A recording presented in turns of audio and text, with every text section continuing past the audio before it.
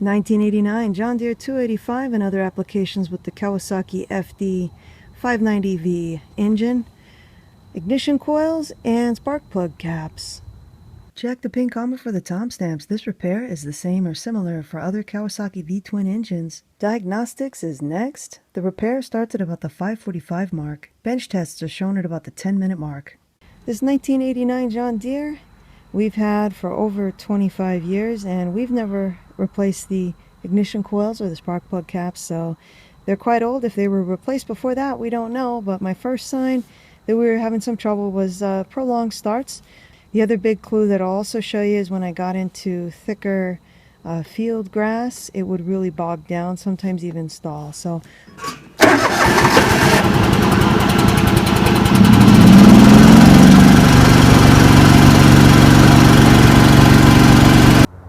I've got some thicker wild grass here that I'm going to try to cut through, and I will give her a start up. I'm anticipating she's going to bog down because that's what the clues were when we first had some trouble. I'll move up the choke a bit, start her up, and then I will move back down, give you a listen how she sounds at this idle, throw the PTO, and then I come back up to high idle. Here we go.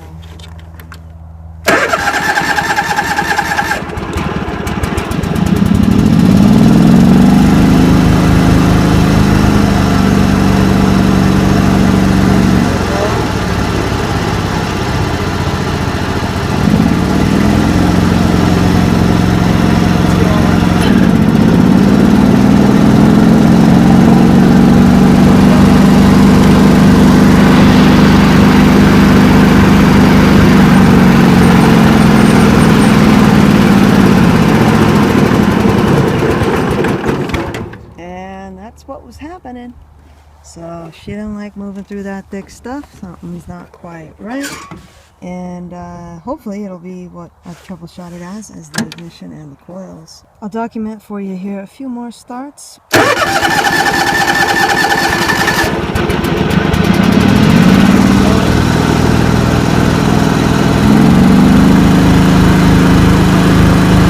Now we'll do a start with the choke all the way up here, warmed up.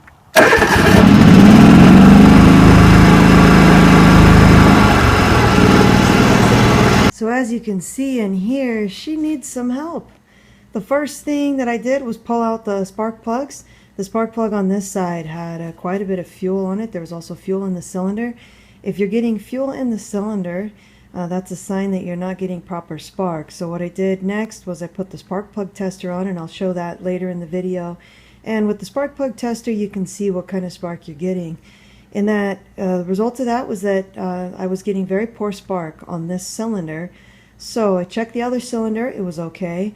So then what you want to do is take the coil and the spark plug cap from this side and swap it over to the other side, right? So bring that coil over here, put that coil over there, and see if your bad spark follows the coil. Because if all of a sudden now your bad spark is going over to that side with that coil, then that's a pretty darn good indication that the problem is the coil or the spark plug cap or both of them.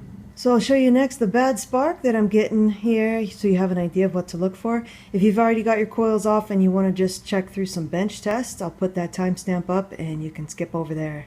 Before I replace this coil and all these parts, I'm going to show you with my spark plug tester what kind of results I was getting over here. So to put this in line, I'm just going to pull this off here, and this tester, you can use it either way, whichever way will work. And so since it's got this 90-degree like the original, I'll try to get that on there, see if I can get a good fit on there with that. Let's see, get down there, that feels good. Plug in this side here, and I've got the safety switch overridden for the seat, and I'll go ahead and start her up and see what kind of spark we can see there.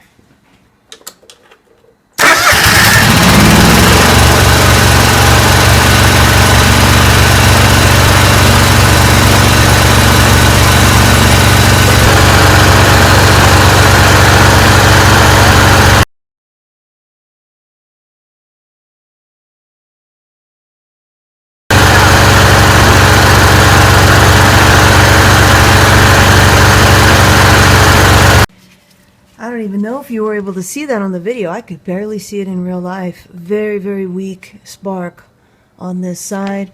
And that correlates with the coil problem on this side, as well as pulling out the spark plug. Spark plug tends to have a little extra fuel on it because it's not getting proper ignition from the coil. I move the spark tester over to the other side. Let's see what we get here.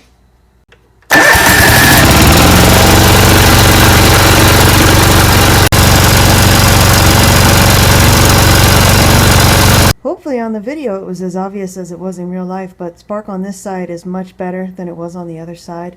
I could see the orange illuminating much brighter on this side compared to the other side. So let's get to work over here. Let's go ahead and pull that plug and see if we see any fuel on there. This is a 19 millimeter.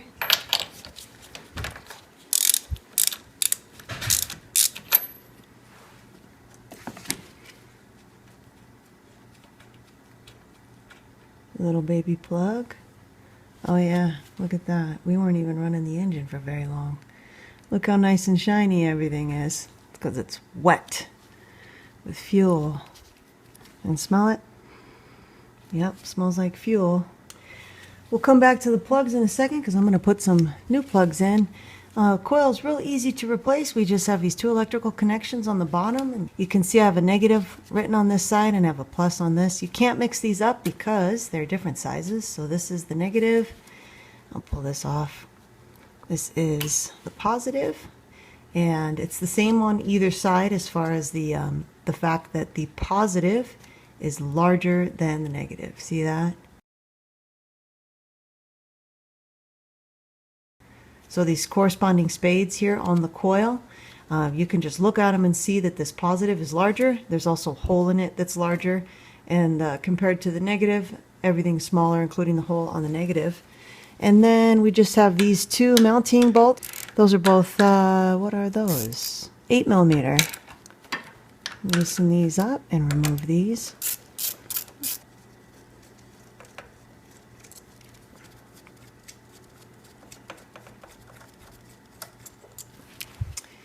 And there's our coil.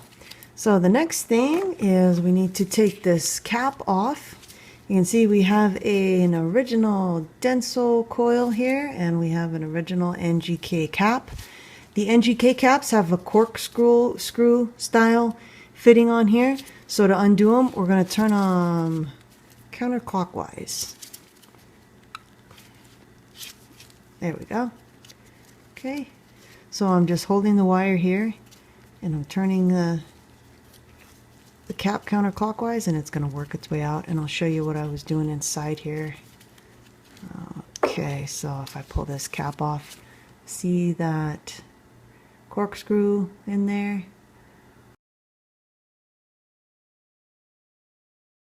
So that screws into the wire, and you can see on here the wire. So if you test your coils and your coils come back good, they're not passing, they're not failing, and you test your cap and your cap comes back good, then an option that you could try is cutting this wire, because it may be that you just don't have a good connection between the cap and the wire. So cut the wire and then go. You can see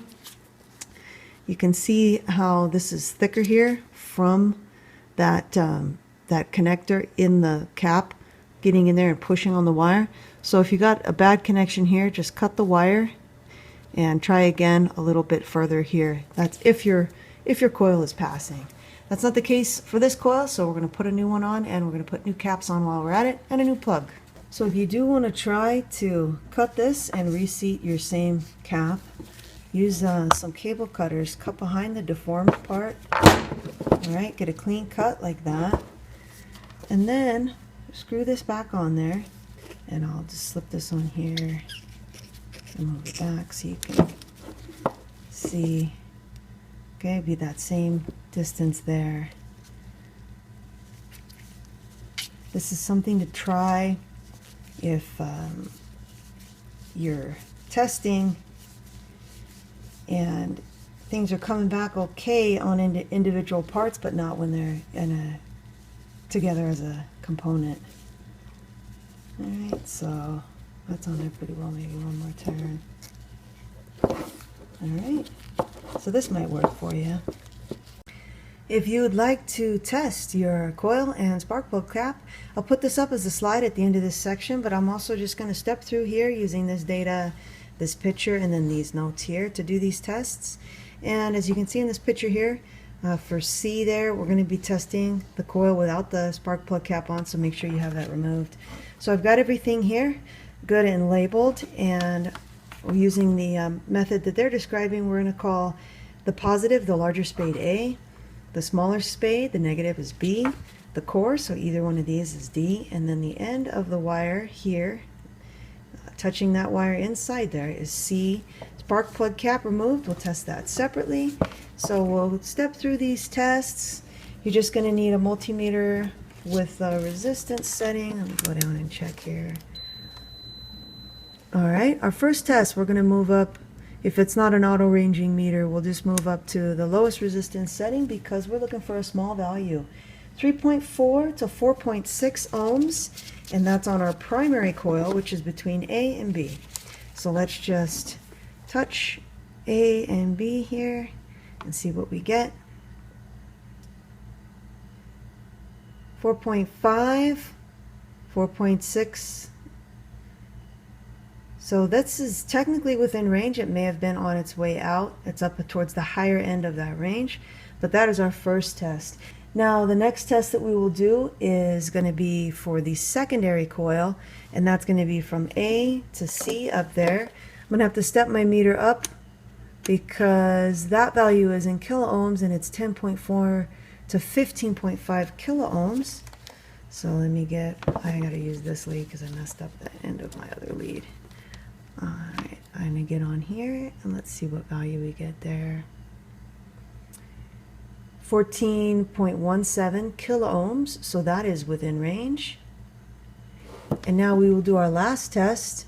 We're going to move all the way up to max resistance setting on here because we are looking for no continuity between B and D. So we don't want any flow. We want B totally isolated from D. So you can use either side of this. I'll use this one here and this D. And that's what we want to see there. No continuity. So that's the test for the coil. Now next we can test the plug cap. I'm going to pull this off here because we're going to want to get on there. All we're doing real easy is we're testing resistance between there and then that metal part in there. And the resistance is going to be what's written on the cap, which in this case is 5 kilo ohms. I'll step down and let's see what we get here. Get on there. And there. Oops. What do we got? 4.85. So this cap is good.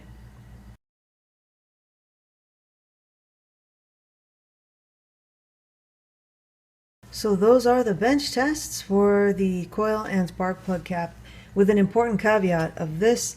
Even if your coil is passing a bench test, it still can fail once it gets loaded. So that's why swapping your coils, if you have good spark on one side but you don't have good spark on the other side, swap those coils, because if your bad spark follows the coil, then you know that even if it's passing a bench test, the problem is in fact the coil. I want to add this document too into this diagnostics section of the video. I'll put this info up as a slide after this clip, but I found this online. I don't know how long it's going to be available, so I want to preserve it here. This is the circuit diagram for the ignition system, the spark production on the FD590V, possibly other engines too. So if you have eliminated your coils and your caps as culprits, you can maybe refer to this. So spark plug, cap, and then we have cylinder 1 coil, cylinder 2 coil. If we move up this circuit, the next component we have is the igniter, and then moving beyond that, the next component up circuit from the igniter are the 2 pulsar coils, and then of course the alternator. So this gets pretty complicated getting back up here and expensive. So hopefully these are your solutions. But if you troubleshoot these and that's not solving your problem, for example, if you're getting weak spark on one side and regardless of the coil you put in there, it's still getting weak spark, then yeah, you're gonna have to move up the circuit. So this might help you out with that troubleshooting.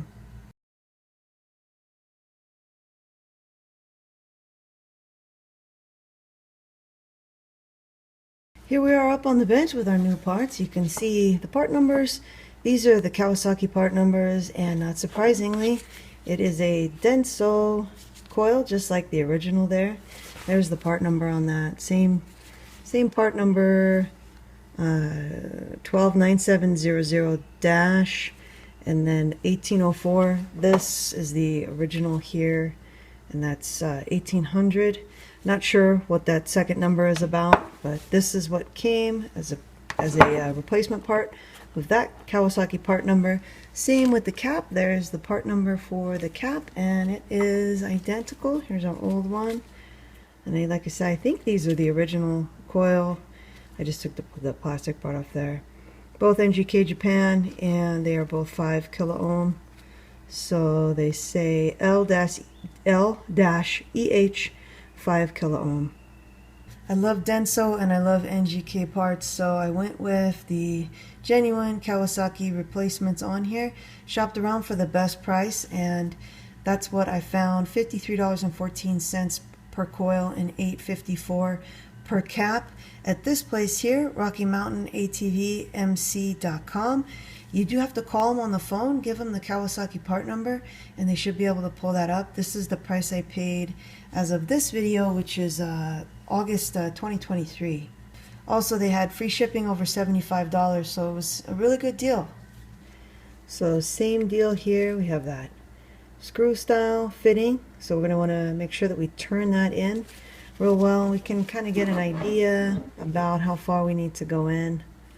All right, going like that. And so I've got just got a little dielectric on my finger here, because I like to slide this down so that I can actually see how far I'm putting it on there, and this will just make it a little bit easier to slide this back up. There we go. All right, so I got that down out of the way. Now I'm just going to screw this on clockwise, and like I said, I'm looking to go about where I put my finger there. Make sure I got the camera focused. And I'll screw this in, get it centered in, and turn it in real nice.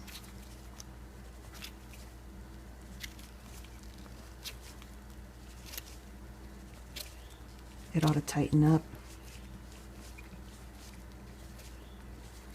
Tightening up pretty well. Okay.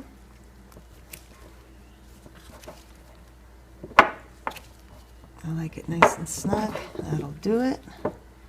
Give it a little tug. It's not moving. Alright, that looks good. And then I'll just move this boot back into place here.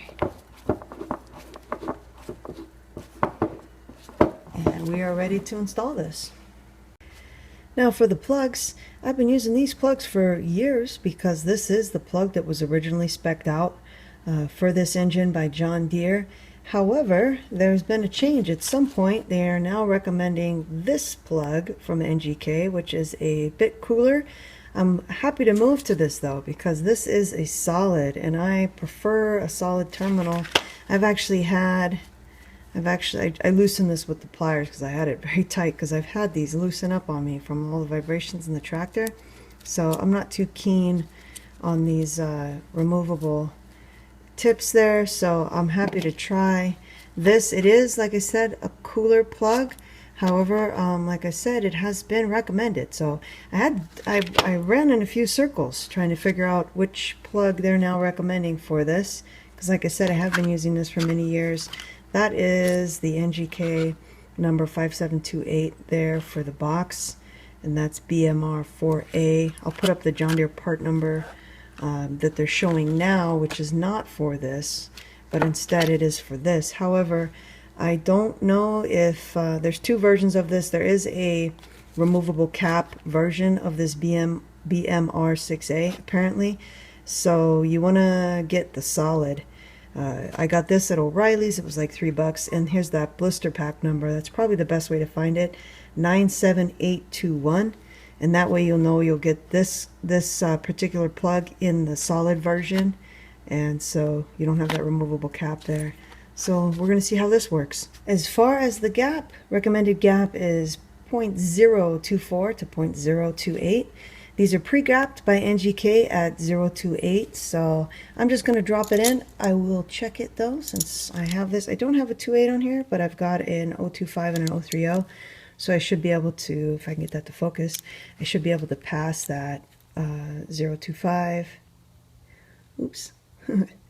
And I can, tight, but I can pass it, and I should not be able to pass 0.30, and I can't. So this looks good. I'm going to go ahead and give this a shot. Just drop this in like this. Let's get this put back together here. Going in with my new spark plug. I'm not going to put anything on the threads. Not a whole lot of thread on there, so make sure once you get in, you kind of backtrack. Make sure that you're not cross-threading it. And once you get it in there, torque is 17 Newton meters or 150 inch-pounds. There it is there. And on our coil, this part, you remember, was kind of facing that way. These are those two bolts. Those are both 8mm. And make sure, I would start with this bottom one because it's kind of easy to get it a little off track since you can't see it dead on.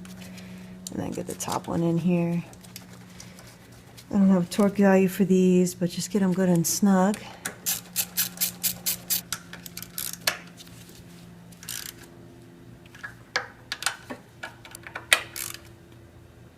Alright, and with our electrical, this larger one goes to this side, the larger spade. And check your connectors out too, because if those get corroded, you'll need to replace these connectors. Smaller one goes here to the negative side. Make sure those are on there real well. Looks good. Coils on there well. And we'll just slip our plug cap back on. Should get a nice snug fit. Snap! Alright, now we're installed. I replaced the coil and cap and spark plug on the other side too, so we got all new sets up here, new spark plugs, caps, and coils up here. I'm going to start her up, take her for a spin, and then come back. I'll put the spark tester back on and we'll see what kind of spark we get now. So here we go. She's probably still warm. I don't know if I need to choke up or not. We'll find out here.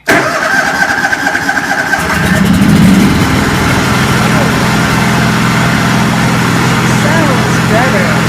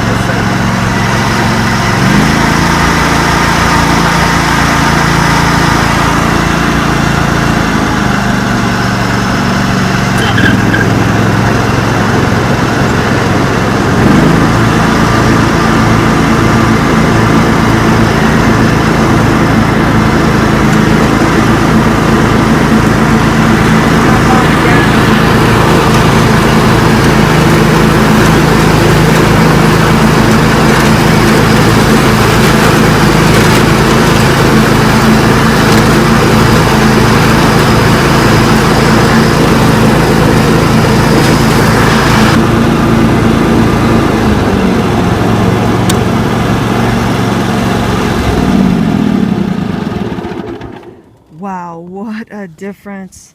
Huge difference. I didn't realize how bad she was. Let's listen to her start up again.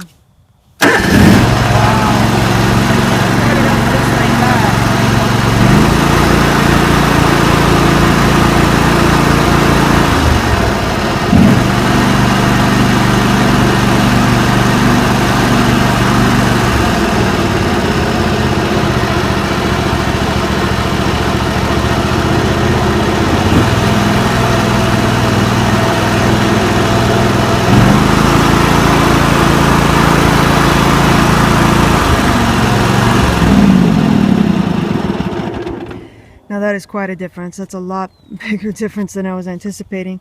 We'll put the spark tester on and have a look, but just listen to her start up again. She just starts up right away. She was always so, well, I shouldn't say always, lately so hard to start. Yeah. That was a very pleasant surprise. I was not expecting that good results. So I'm gonna go ahead and check, put my spark tester back in line here and see what we're getting now. This is gonna be that same side that had the very weak orange spark. Get in here, make sure I'm really on there. And let's see what we get.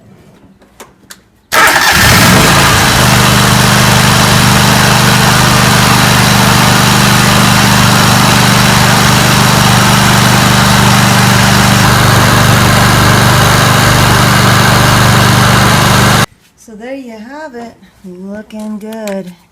So this was a very successful repair for this 285. I'm going to be able to mow a lot faster, especially when it comes wintertime. This is what we put the snow thrower, snow blower on, and that's real tough work. So this is going to be great. So I hope this video was helpful for you with your ignition system repair on your John Deere 285, or maybe another application with this Kawasaki engine.